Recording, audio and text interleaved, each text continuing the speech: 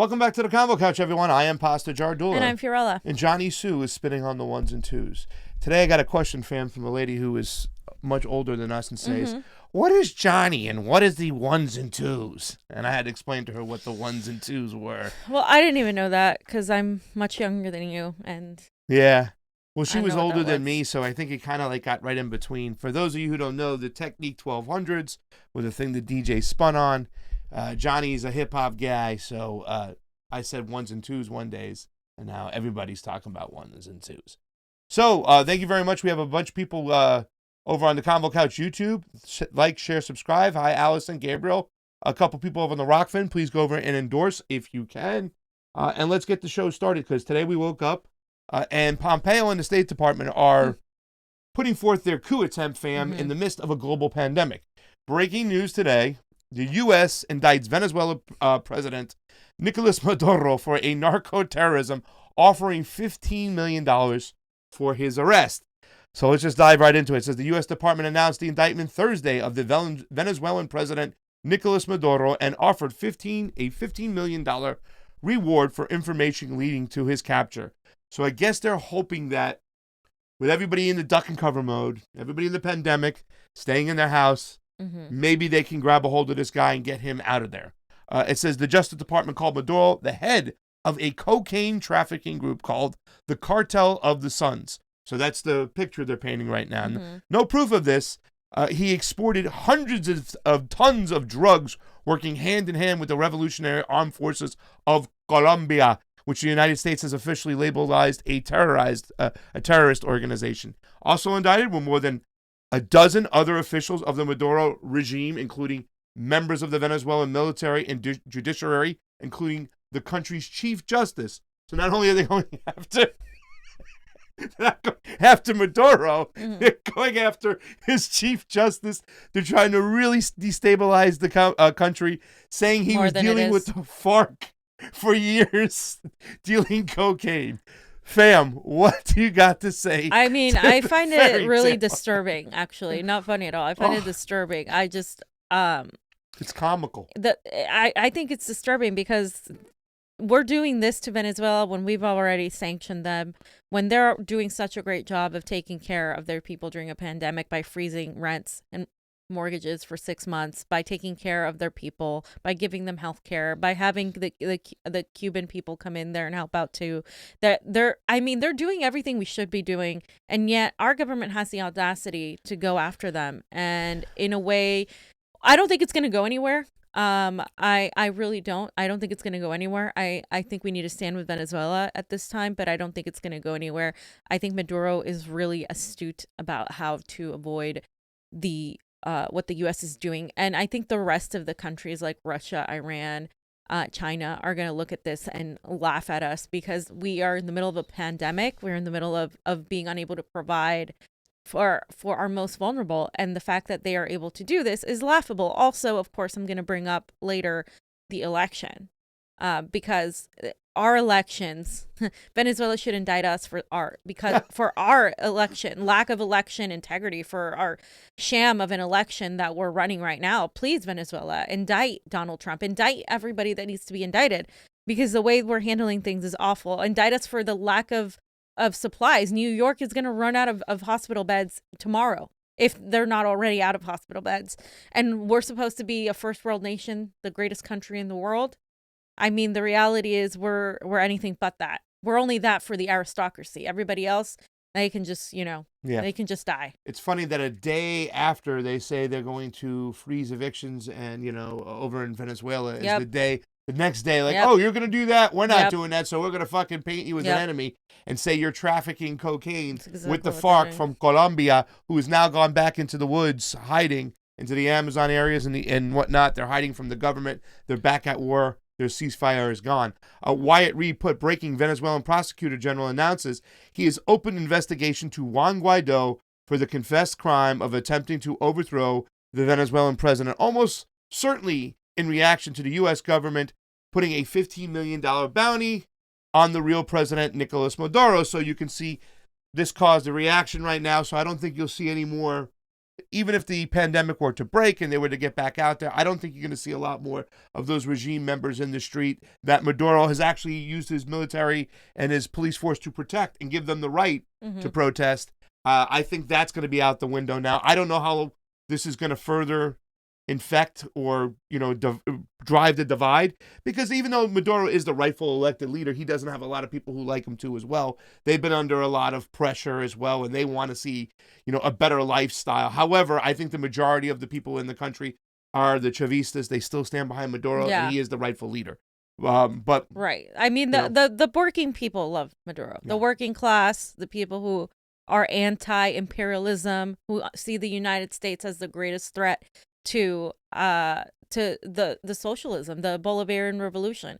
They are very, very pro Maduro. Now, the people who want a more capitalist-like society, who want something more along the lines of what America has, they see Maduro as the problem, and they are pushing Juan Guaido. Of course, there was obviously, like I said, a race class. We've discussed it in this show many times.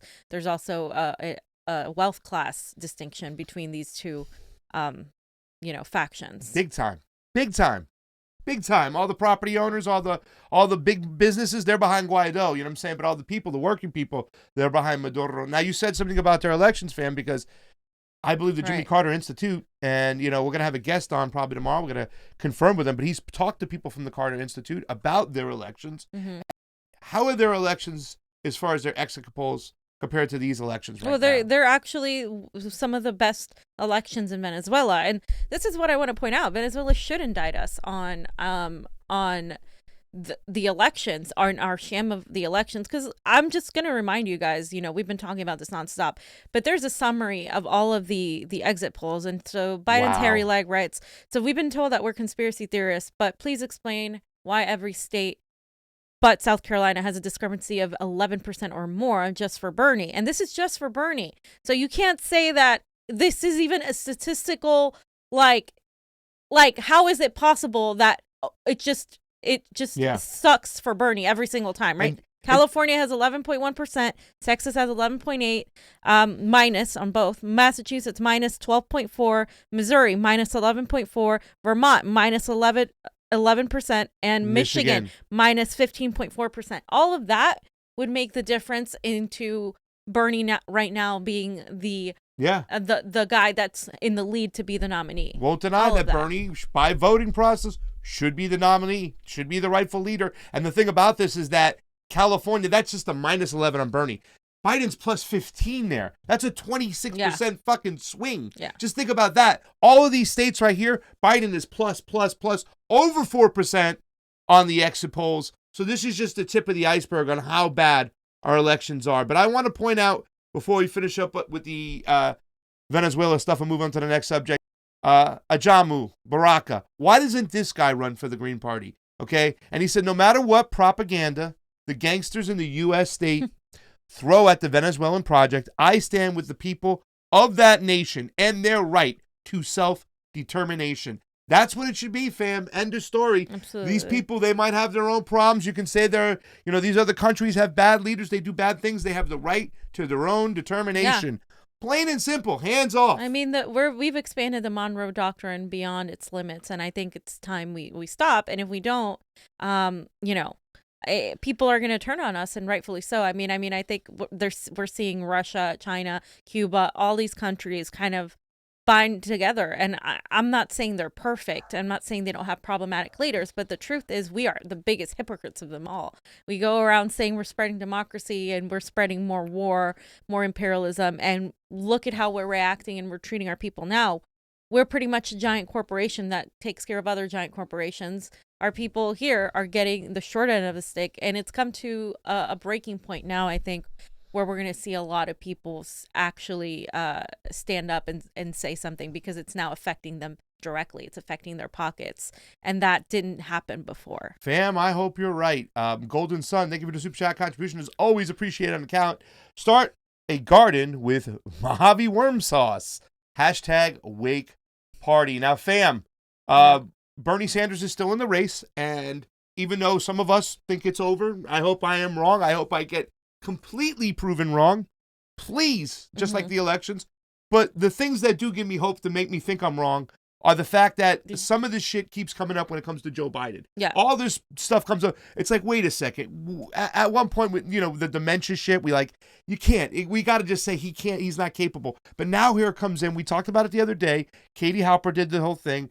The neoliberals are now going after the woman, right, who attacked Joe Biden, who has a new accuser in a sexual assault. Fam. Right. So let's just look at what some of these people are saying, because some of these people are trashing this woman, and she of course went on Katie Halper, and we showed it yesterday, but this is what this person says. Alexander says, I'm still not over the fact that Biden supporters online are attacking the credibility of his former staffer and her sexual assault allegation for claiming that she appeared on Dr. Phil under a false name with a delusion that she and Putin were secret lovers. So before I go into that, these people are claiming that this woman went on Dr. Phil when it doesn't look like her. She has a completely different name. And they're saying that she lied. And they're saying, yeah, she changed her name just to do this because she's delusional and she's part of Putin's army. They had to find a way to bring Putin into They the did. They had to find Putin, a way. man. I almost feel bad for the guy. So Joanne, Shark, not malarkey, Biden 2020, of course. Why didn't Katie / The Intercept disclose that Alexandria, aka Jennifer, was on Dr. Phil last November, claiming she's Putin's mistress? If her family and Dr. Phil feels she's delusional, shouldn't we question her claim that Joe Biden acted inappropriately 27 years ago? And then they go on to put a picture of the two women. Oh my God, they're exactly alike. They look nothing really alike. I mean, two women with maybe similar frames, but like literally two completely different. They have a different eye color. And then she says, "Do you have confirmation that this woman is indeed the same woman accusing Joe Biden of sexual assault?" And Joanne says, "I believe it's the same woman after comparing the voices and facial features." So they're going on this, and now it's a thing because everybody on Twitter is talking about it and kind of accusing this woman of being a fraud. And this person says, as much as I am not buying the Biden assault story, this is not the same woman. I was pretty convinced, but I found the real Jennifer, and in recent photos, she has lost a considerable amount of weight. And there's that Jennifer girl. So this story is entirely false, and I want to go ahead and debunk that because a lot of people are saying, "Oh, I don't buy that." And even some people on the left, like, "Oh, I don't buy that because she's fake." No, dude, this is a real woman who seriously accused Joe Biden of sexual assault 27 years ago, and now she's being poorly framed. Here's another person, and this one is disgusting. Her name is Elaine Guthrie, and she said she was talking about Christine Blasey Ford, who put on her hand on the Bible and testified in front of the world and the priests and children, so she's more believable. This woman that is accusing Biden is probably paid by Trump or Russia. And it says it really, really stinks. And they, of course, involve Putin in this. And they're trying to say that this woman is, is a fraud. And then they said, and then she goes, okay, proof the rape or STFU. So She meant to say prove the rape. Yeah. Or shut the fuck up. Yeah. So these people are vile, and this is just like the neoliberals. The whole point in showing this I want to make is like they're all about women, believe women, take care of women, #MeToo, #Time's Up, and it's a lot of these elite neoliberals. And when it comes down to it, when it's a political figure that they have edified and put on a pedestal, like a Joe Biden, like a Bill Clinton, they turn it around and completely ignoring it. I haven't even seen Elizabeth Warren talk about that. We can talk about Elizabeth Warren's silence. She's the one that's like, oh, women are fighters and women should talk about sexual assault and protecting and we need a candidate that's going to fight for women. Where's Elizabeth Warren on this? Where's Amy Klobuchar on this? Where are all these women, these Democrats that really are hardcore feminists on this issue? Are you just going to ignore the many accusations Joe Biden has? Yeah. Because it's politically expedient to do so. So yeah, that's why I listen to Ron's song. Leave all women, unless it's about Biden or Bill. Yeah. Perfect. Wait, you gotta So love me, love me, love me. I'm a liberal. That's the truth. I'm a neoliberal. Rocky Yeah. Bellinger, Glory Jones hanging out on the ROKFIN. Thank you. And you are doing That was your part. perfect. We love it. We love it when you come on over here. Glory. How's and the Rocky. quarantine, guys? I How's the know. quarantine? Super quarantine. Okay, so now we got that. And you know what, fam? I got to just say this right off the bat. I got to give it, it's like, I got to give them some credit, the neoliberals. They found a way to get Russia and Putin involved in a rape situation with Joe Biden. I mean, They always. found a Leave way. it to them to find a way to Russia. They found a way. So I got to listen to his new podcast. When's it dropping? It doesn't get worse than Joe Biden putting out a podcast. Like, I'm trying to picture him talk about kids on his do I talk into lap, this the thing? blonde hair, Is it on? My hair or legs? I'm the guy cockroaches, who's speaking in the microphone. the phonograph. I mean, there's so many subjects we could explore together with Joe Biden. I can't wait. He says, new podcast. My team and I are working on a new podcast. It will be a program to share some more of my ideas and plans and to bring some experts and people I've worked with in the White House. Look out for more information to subscribe and follow along. Johnny, the other day when we were out getting some supplies, we got to put that Joe Biden session in. What did you think? I mean, just hearing these people trying to talk up Joe Biden. Yeah, it was really bad. I don't know. I feel bad for those people. I don't know. I mean, do it's they so really hard. believe that shit? How do you polish up a piece of shit and try to sell it to the public?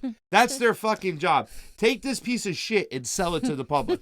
But I don't know. They're doing it, and they're doing it well. I mean, the mainstream media. You put a lot of like perfume on it and make it look like it's edible. And unless you're a hardcore foodie, you're going to buy it and eat it. And that's the unfortunate part of America is a lot of, people do buy it and eat it. But then, yeah, it's just sad. It's just sad. So let's get to the next topic. I don't think there's any, there's no super chats, right? Real quick, just Yeah. a quick peek. I Thank you think guys we're for good. those super chats. Thank you for those endorsements. And thank you for that recent generous donation to our GoFundMe. Yeah. We know who you are. We love you. Not mentioning any names. Quick wing for you So, guys. But thank you. And hopefully when we get back one day to normal. One day. Yes. Maybe. Hopefully.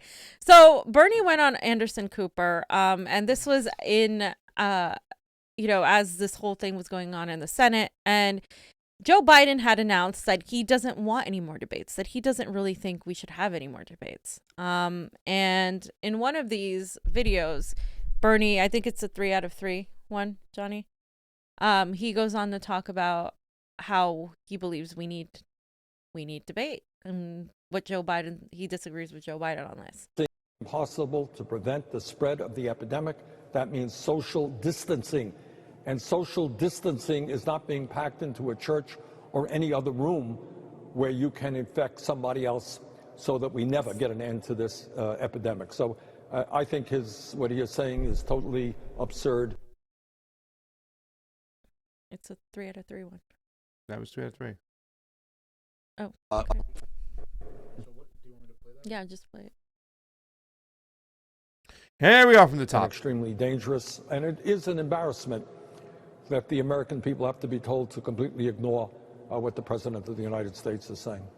Vice President Biden was asked about whether there should be another debate in April. He essentially said, the time is done for that.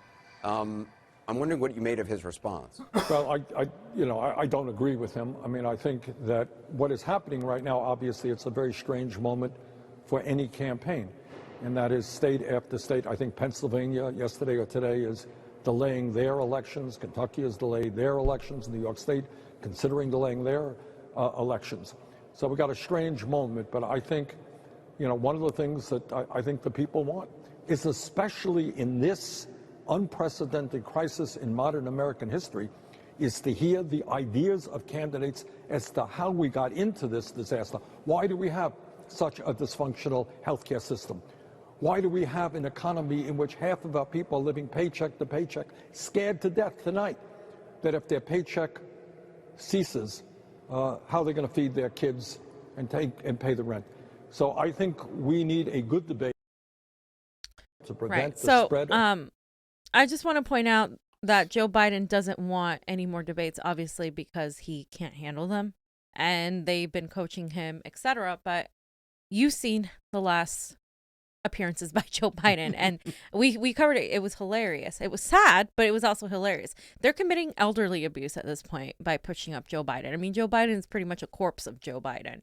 And he can't face Sanders, especially when Sanders has been on the forefront when it comes to the coronavirus updates. Every single day that man's live, like talking about something. And he also, when we're going to talk about this, the Senate, he also went and voted on in the Senate bill. And so the guy's been really visible, and he mentioned something really important. Anything is possible. This coronavirus is something unprecedented. And that's where a lot of his supporters are, especially as Joe Biden's mind and Joe Biden's candidacy declines. Now, do I think the DNC is going to allow Bernie? No. But I think if there's enough public pressure, we can at least expose the most out of what they're doing. And I think we can continue to push this whole thing like, we really don't know what's going to happen, and do you really want Joe Biden in there? And I think that will get the majority of America to be like, is this guy really feasible? I mean, is this guy somebody that's going to even beat Donald Trump? Time and time again, we're seeing that he's not the guy that's going to beat Donald Trump. We know he's not the guy who's beating Donald Trump. We know he's not the guy who does beat Donald Trump.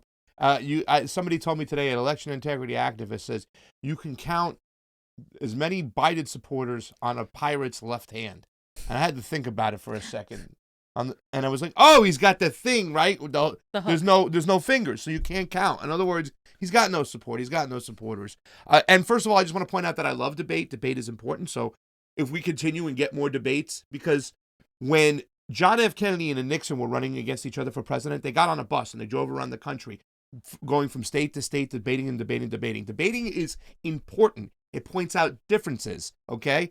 And I think everybody should have to debate. The establishment, their tool is to avoid discourse, is to avoid debates. Just like we know Jimmy Gomez never showed up to debate and Kenneth Mejia. You know what I'm saying? A lot of people skipped their debates. Jackie Lacey skipped all the debates until she had to go to one of them, pop her head in, get out. Debbie Wasserman Schultz against Tim Canova. Didn't debate all the time, finally got goaded out to one debate. That was it. So they tried to hide themselves. And when they hide, they're hiding policy. They're not loyal. They're not trustworthy, honest people. Joe Biden doesn't want to face the American people because he's not honest. And he sucks. He's against Medicare for all. He's against the Green New Deal. That girl says, this is petty and very late, but she put B-U-U-T-T. Marianne supports Bernie, and she's the wacky one. Marianne was my number one. That girl, thank you so much. I think that really girl is liked the one. Marianne a lot. Yeah. Especially when she called out regime change in Latin America before anybody else did. Was through immigration, talking about how that's a huge she problem. tied it together, right? To immigration. Anybody. She's the only Yeah. one who said we need to stop and think and kind of reflect on how our foreign policy could lead to the serious effect and numbers growing of immigration. So let her be wacky. We need a little bit of wacky, especially her live streams where she's like meditating and chanting weird shit. Like, I think that's awesome. Do you, boo? Do you, Bo?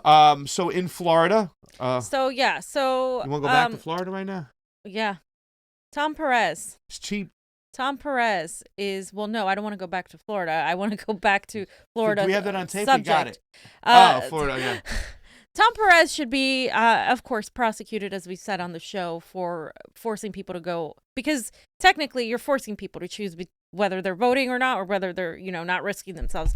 And now 2 Florida poll workers have tested positive for the coronavirus since the last elections. And now its supervisor of elections is advising anyone who voted at their locations to get medical attention. I imagine we'll be hearing similar things out of Illinois soon. Thank you, Bronco. And the Broward supervisor of elections says this, quote, voters who voted in person on March 17th at either of those locations or who voted early at the Weston early voting location. Oh, even those who voted early may wish to take appropriate steps and seek medical advice.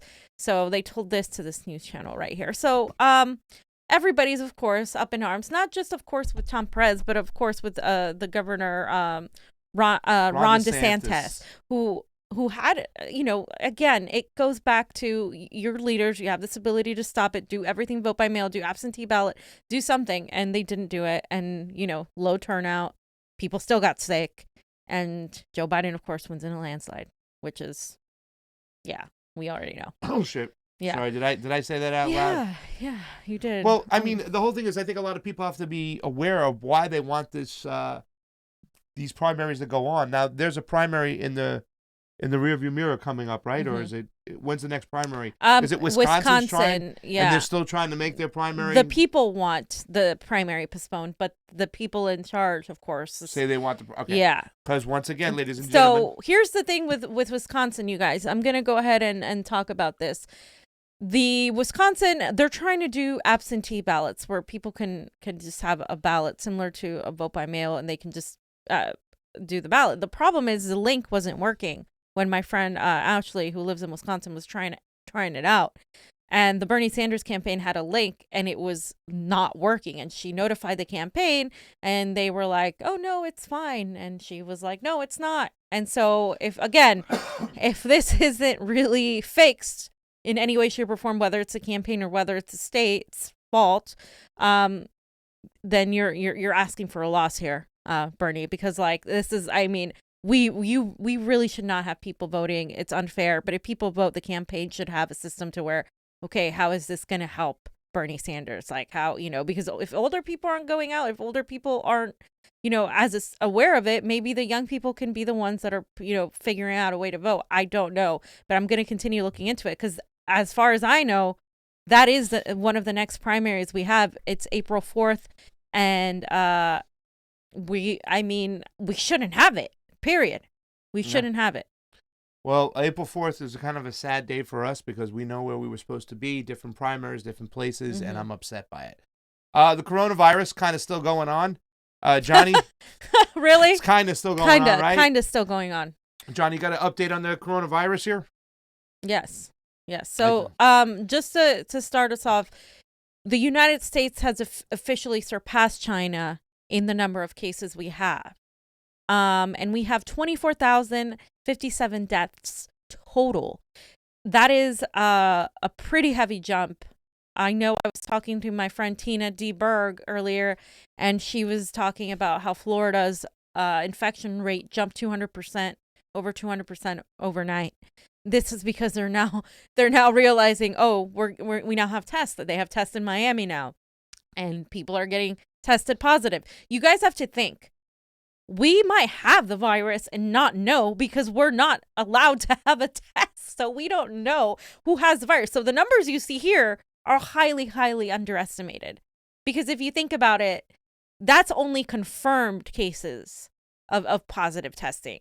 We don't know how many people have it and are out there either not taking it seriously or are taking it seriously, but they have it. There's no way to measure that because guess what? The United States is such a rich country that they can't give tests to everybody.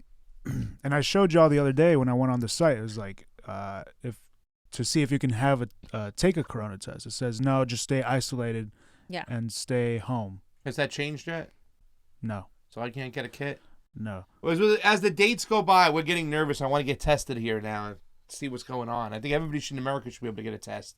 I've seen more and more people on my Facebook, more and more burners that I know, friends as well, that are saying, oh, I think I have it. I just can't get a test. Like, I'm dying. I feel like shit, but I don't qualify to get a test. So what? Stop spreading coronavirus. Sorry. But so the numbers, you saw them, right? Yeah, you showed them. They were 531,860. That's worldwide, right? That's worldwide. How are we doing in the States? So if you just scroll down. I saw a lot of red. If you scroll down with your mouse. Yeah, you can. You just, you got to back away from it. Oh, okay. You can click on the United States, and I believe the United States is at. That's how many cases. Yeah. So I heard Donald Trump saying that it's contained in certain areas and certain areas are worse than others. What do you got to say to that, fam? I think he's full of shit because if we look at the wave of this disease, China, look at how we surpassed China and we are just starting. And the thing is, we didn't like prepare for this. China quickly had containment and prepared and took measures to get people off the streets and blocked the whole, you guys saw China. It was completely empty in the cities. They completely quarantined themselves. In the United States, why it's so high in New York, people are on top of each other. People weren't taking it seriously. People were going out to bars and doing the things New Yorkers do. And, you know, that's why it's also high in California, because Californians are also a little bit like that, except we're more spread out, which is why I think that's going to help us because we are more spread out. But at the end of the day, you know, you're seeing also New Jersey be high because they're probably getting some from New York. And we aren't prepared for this. All these countries that were once higher than us as far as infections had Medicare for all. All these countries had a quick response, except Italy and Spain. And you saw what happened there by not having a quick response.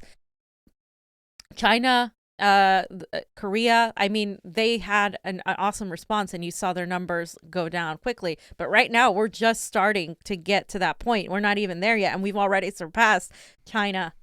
I wish in Bernie every way. was trolling Biden a little bit more. Like, how much is it going to cost? You'll still haven't explained it. Hey, Joe, it's going to be a lot cheaper than it's going to cost us now, Joe. Yeah.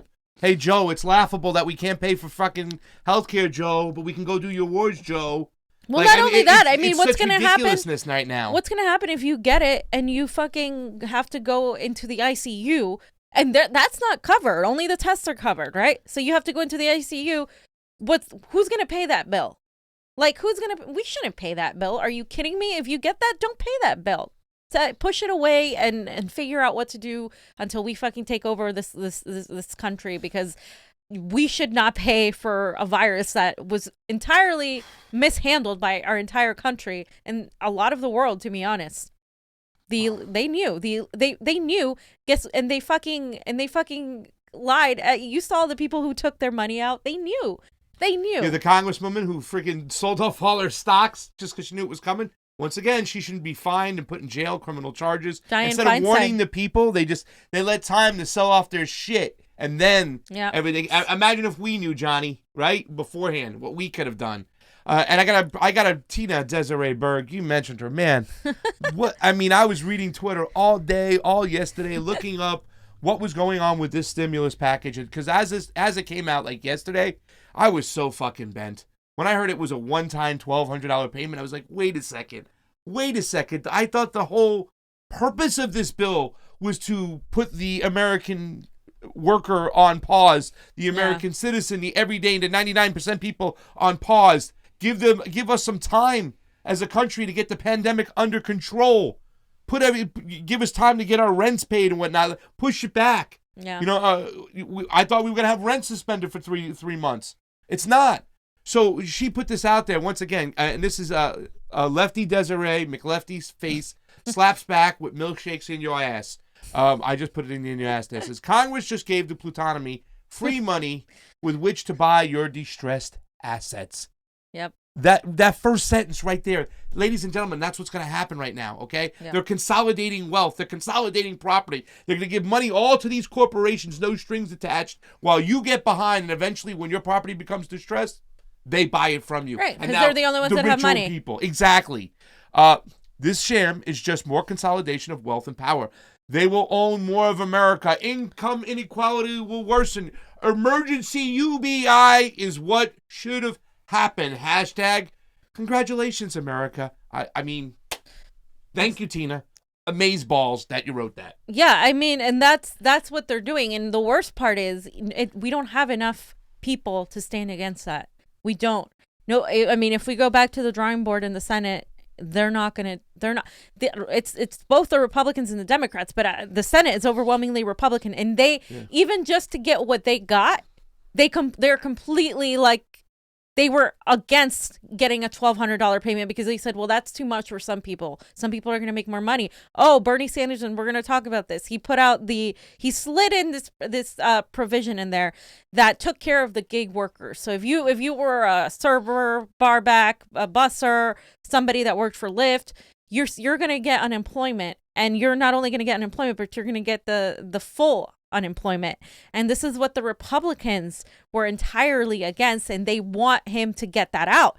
So now what he's doing is he says, well, you want me to get that out? Then you guys get out the extra trillions of dollars that you've been handing out the bailouts. Because if you look, it says 500 billion for right now. But did you guys forget what they already gave them a few weeks ago? Yeah, no shit. So that's just now. That's the official part. Yeah. Lefty says, I mean, really, $1,200 is absolutely nothing compared to the corporate oligarchy Especially here. was given. It's a sham. This is in the thread. And once again, a bipartisan bought Congress showed America who is the boss. And it ain't your average voter. It's time for a real revolution. And right below it, she goes, and to do this under the guise of a pandemic makes it particularly monstrous. Yeah. It's disgusting. This is what they do. They slide in things that they can just fam, ignore it. What do you call a Democrat in the Senate? A Republican. Exact. Oh, you got my joke. Did you hear that joke before? Michael Tracy says, really convenient for corporate America that this pandemic provides them the opportunity to wipe away years of mismanagement and irresponsibility at the taxpayers' expense, fam. So all their speculation of that bubble that we talked that was going to burst on their fucking ass, they got bailed out, right? We've been talking about we're going to have a really serious recession. There's too much speculation going on. They're putting out this money and it's all going to the top. It's all built on speculation. Pretty sooner or later, that bubble's going to burst because there's way more money than there are resources. So now they're just going to consolidate all their bullshit again, fam.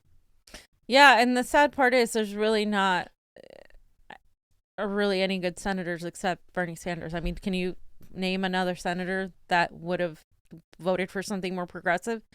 Can't really count Elizabeth Warren anymore. I mean, she would be better than some of them. No, she's not. But she's the first one on the hit list, and I'm going to tell you why. And she says, still can't believe they got the biggest corporate bailout in U.S. history through a 96-0 vote in just a few hours after releasing the bill text. Actually, I can totally believe it. Of course they would do that. Fam, we looked up the bill, 880 pages.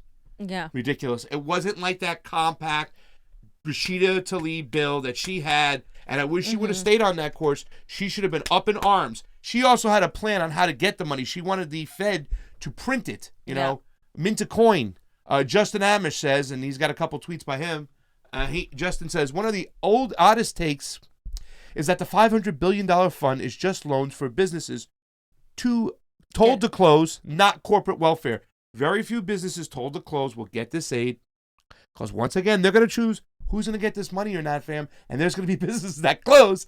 A taxpayer-backed loan is a corporate welfare. You assume the risk, and the corporation gets the benefit. When he says you assume the risk, that's you, the taxpayer. You're buying it. You're paying for it. And once again, we can't bail ourselves out. And that's only, and I mentioned it yesterday, and that's only if they get their payroll to continue, if they get their workers to come into work. So now you're asking them to put their workers' health on the line. If Donald Trump does this quarantine, ends this quarantine, these people are going to go to work. And so we're forcing people to go to work. But I think people should just not. We need to eat, right? I think we need to get our resources and come together.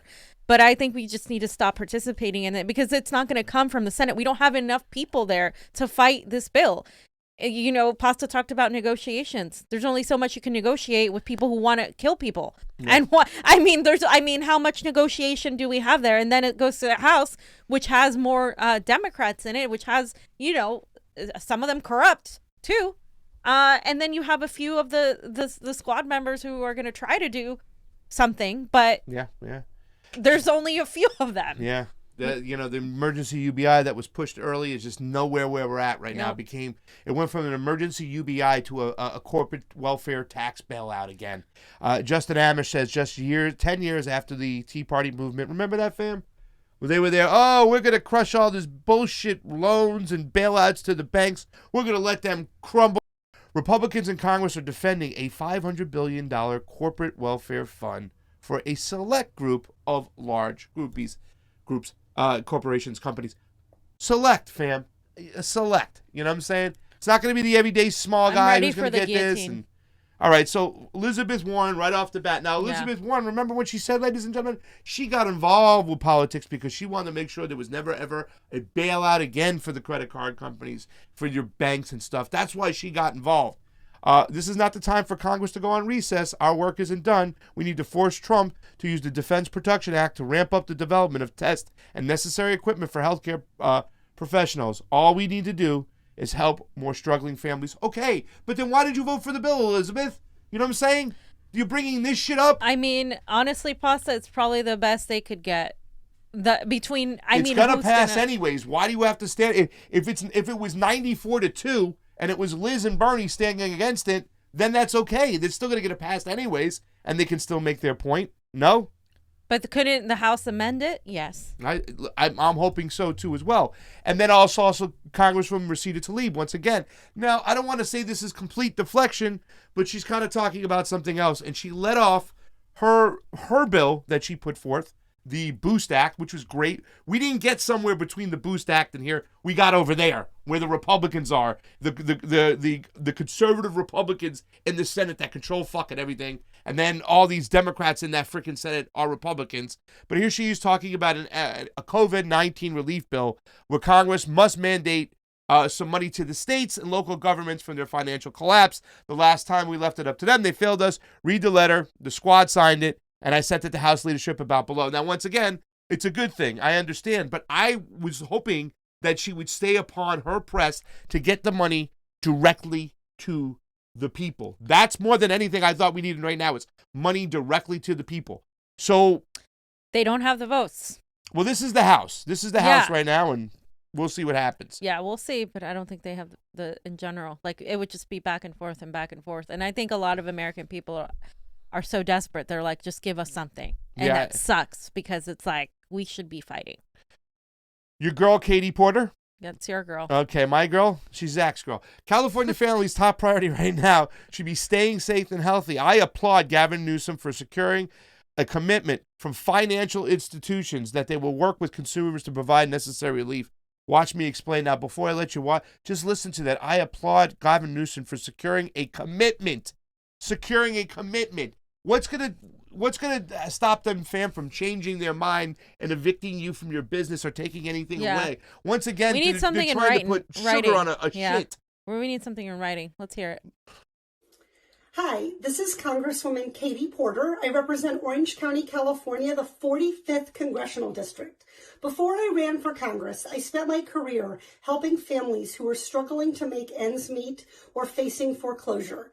Today, I want to talk to you as a proud Californian about what our governor, Gavin Newsom, is doing to help families and workers who are having financial problems because of the coronavirus pandemic. I commend Governor Newsom for his leadership. He understands that the last thing families need to be doing right now is worrying about how they're going to get help from their banks or their credit unions. What he's done is work together with these financial institutions, asking them to reach out to you and let you know about options that you might have.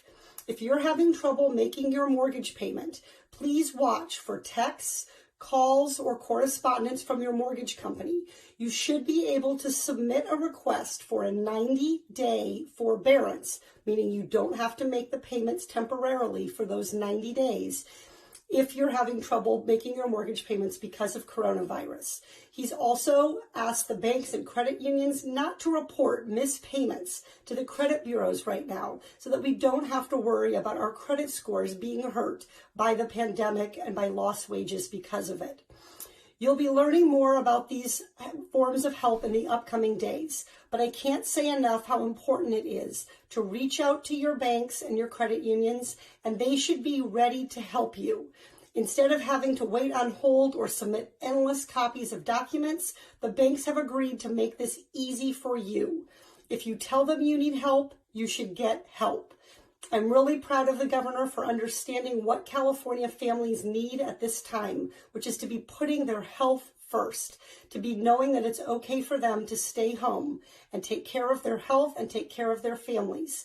And he's working on our behalf to make sure that if we have to miss a bill, that it's going to be okay with our financial institutions and that they'll have our back.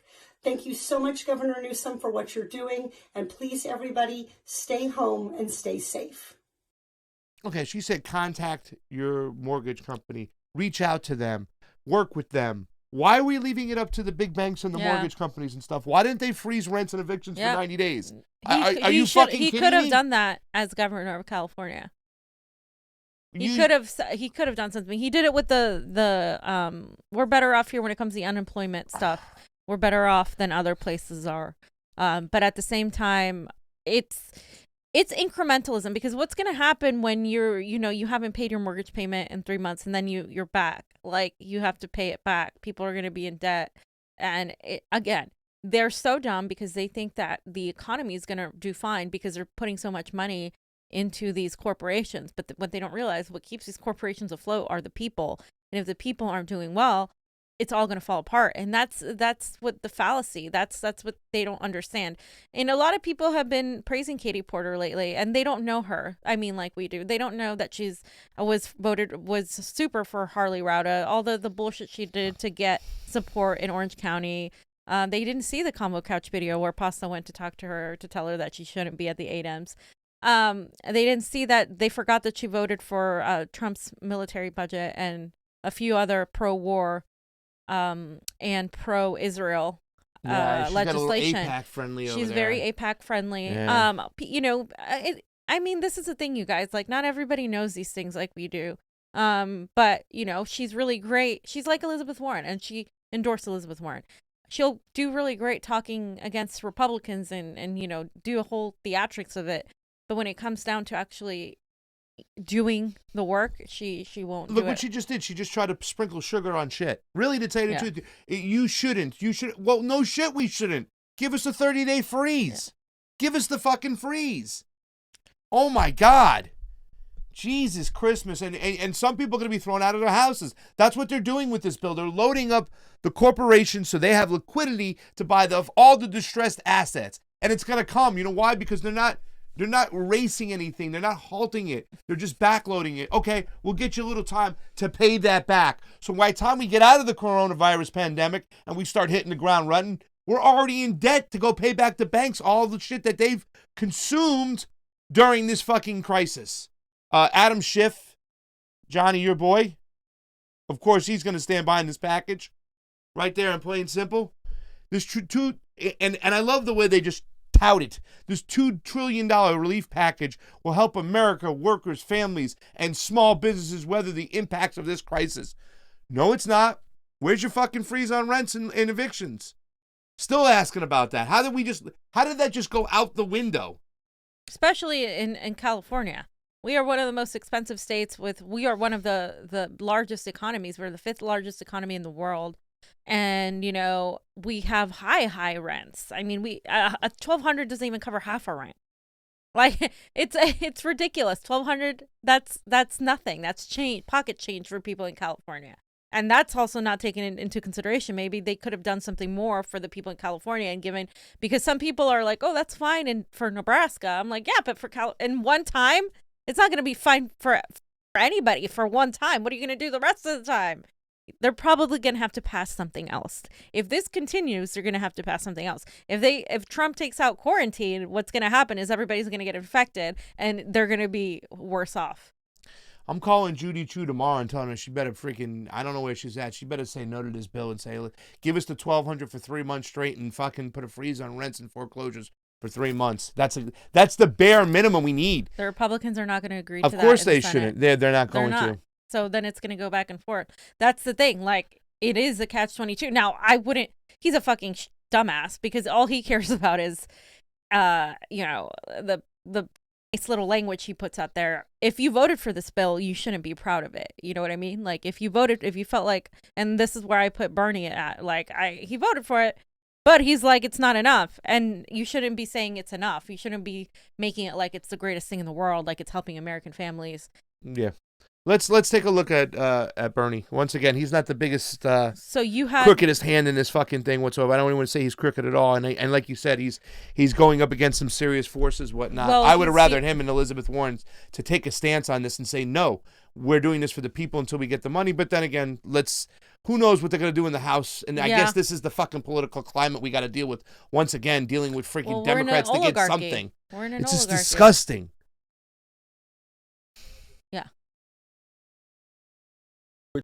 This is a time in which we have got to spend what it takes. This package provides the largest expansion of unemployment benefits in American history, an increase of over $250 billion. Average Americans who have been furloughed will be able to receive up to 100% of their salary and their health insurance for 4 months. Weekly unemployment benefits will increase by $600. So if you are laid off, your unemployment benefit will increase by $600 above what it otherwise would have been.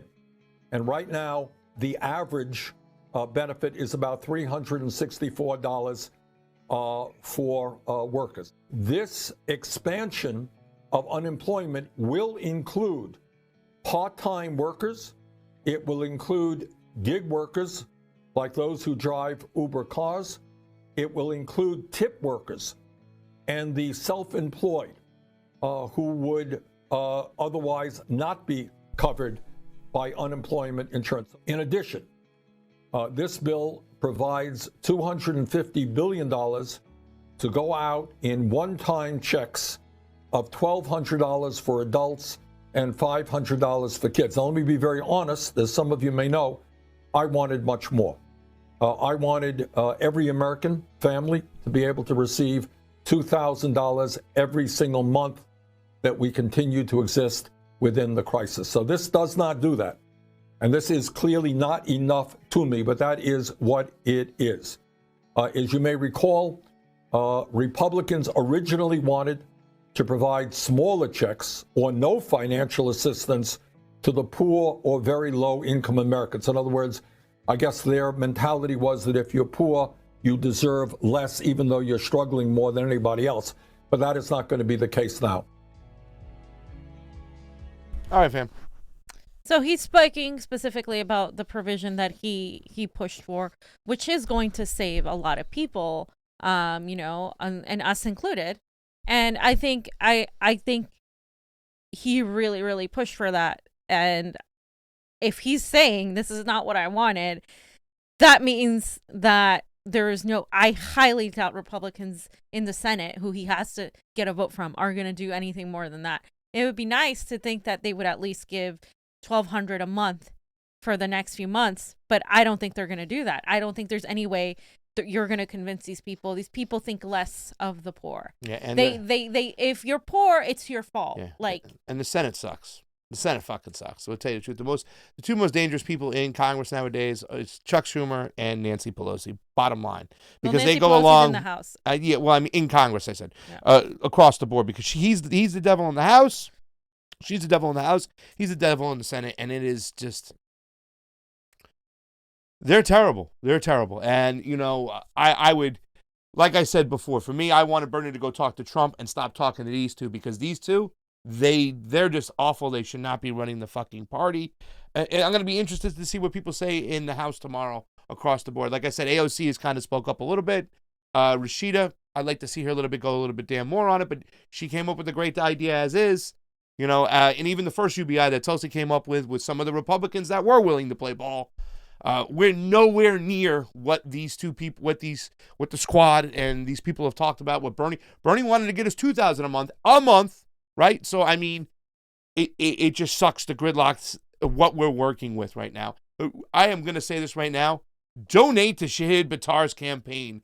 Please go out and help this guy get rid of this woman over here, because she is just It sucks because we're working with people who are evil, who really have zero compassion and who don't care. They don't care about killing people. Now you have, a lot of the neoliberals and a lot of the Trump Republicans saying, oh, yeah, we need to end this quarantine, go to church, and before Easter, we'll all be just fine. And that's the thing. I have a feeling if this gets worse, which it looks like it will, based on scientific numbers and just not even science, just data, raw data as to how this thing it's just the numbers that we have already are far worse than what other countries had during the beginning of their stages, and we're just at the beginning. And if they think this is going to be enough, it's not. This whole this whole country is going to fall apart, fam. John, we should go to the hospital and go see what's going on. Yeah, you guys should. I mean, I'm afraid. I'm afraid to go in, though. I really am. I mean, I'm down to go. I'll get my sweatpants on. I need to borrow some sweats. Fiorella, it's rigged, Isabella. So Sanders points out the hypocrisy of Republicans complaining over paying working people 100% unemployment benefits, leading to some maybe making slightly more for a few months. So that is true. Like, you might have made slightly less, and under Bernie's plan, you're going to be paying maybe a few bucks more. It is pocket change compared to what these corporations are getting. So let's look at what he said, because this is kind of like how he should be with Joe Biden. That somebody who's making 10, 12 bucks an hour might end up with a paycheck for 4 months more than they received last week. Oh my God, the universe is collapsing. Imagine that. Somebody who's making 12 bucks an hour now, like the rest of us, faces an unprecedented economic crisis with the 600 bucks on top of their regular unemployment check, might be making a few bucks more for 4 months. Oh my word, will the universe survive? How absurd and wrong is that? What kind of value system is that? Meanwhile, these very same folks had no problem a couple of years ago voting for $1 trillion in tax breaks for billionaires and large profitable corporations. Not a problem. But when it comes to low-income workers in the midst of a terrible crisis, maybe some of them earning or having more money than they previously made, oh my word, we got to strip that out. Got to tell those poor people that no matter what. And by the way, when the McConnell bill first came up, unbelievably, and I know many Republicans objected to this, they were saying that, well, we want to give whatever it was, $1,000 or $1,200, but poor people should get less. You see, because poor people are down here, they don't deserve, they don't eat, they don't pay rent, they don't go to the doctor, they're somehow inferior because they're poor, we're going to give them less. Well, that was addressed. Now everybody is going to get the $1,200. But some of my Republican friends still have not given up on the need to punish the poor and working people. You haven't raised the minimum wage in 10 years. Minimum wage should be at least 15 bucks an hour. You haven't done that. You've cut program after program after program, and now, horror of horrors, for 4 months, workers might be earning a few bucks more than they otherwise went. Yeah, and here's the thing. It's really scary when he says, yeah, they wanted to give $1,200 to certain people, but not the super, super poor. Mm-hmm. That's really scary, because that literally shows that they think much less. And so Lindsey Graham went after Bernie Sanders for the 600. Can I say something too real quick on this too as well? Yeah. Let's also not forget, fam, that the reason why they wanted to go through workers' insurance and unemployment is not even look at Rashida's ideas. They couldn't fathom the fact that immigrants who are waiting on their status would get some of that money. Yeah. Now you're going through employment now, and they have a work number here. They're allowed to be here, whatnot. They still might not get that check. Yeah. They still might not get that check, and they would never let that ever come to the floor. That's what on it the comes Republican down to. side. That's what it comes down to, the immigrant thing. Here's the thing: a lot of these immigrants working in restaurants, they don't have papers necessarily. But they are the bread and butter of the California economy here, immigrants. And you're going to see if those people they're going to find a way to work. They're survivors, but it's not fair. They contribute to society. They pay taxes. They should be getting the benefits. It's also, too, we are in a pandemic. We have to take care of them, because if we don't give them money, if we don't give they're going to expose themselves. Exactly. They're going to go out and try to make money. If you don't care about them as people, it's our at least problem. Care about the health issues. That if you can't find it in your heart to have some compassion, then at least be practical about it. Lindsey Graham. So Lindsey Graham said, only in Senator Bernie Sanders' world does it make sense to pay people more to not work than to work. I am all for making people's salaries whole. However, I am not for increasing people's salary through unemployment insurance system. And this is in response to Bernie's tweet where he says, unless Republican senators drop their objections to the coronavirus legislation, I am prepared to put a hold on this bill until stronger conditions are in place. imposed on the 500 billion corporate welfare fund. And he calls it, that's what it is. The corporations are on welfare. And so he said he's going to put this on hold. And he said, unless blah, blah, blah drops this, I'm going to put this on hold. And then he says, in my view, it would be an outrage to prevent working class Americans to receive the emergency unemployment assistance included in this legislation.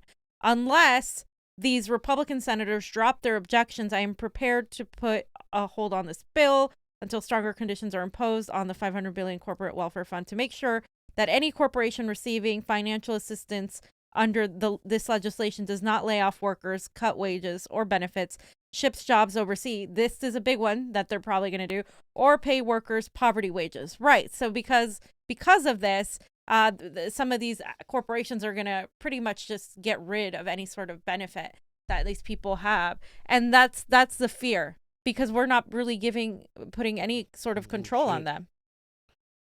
Somebody's back in the game. We've missed him. We haven't seen him for a long time. Fam, remember there's a random nobody, but you're a special somebody to me. Hey, random nobody. Thank you for the super chat contribution. It is always appreciated on the couch. The cruise lines, which fly foreign flags and don't pay U.S. taxes, are getting a bailout. You know the cruise ships that are their corporations are registered in Virgin Islands and other tax havens.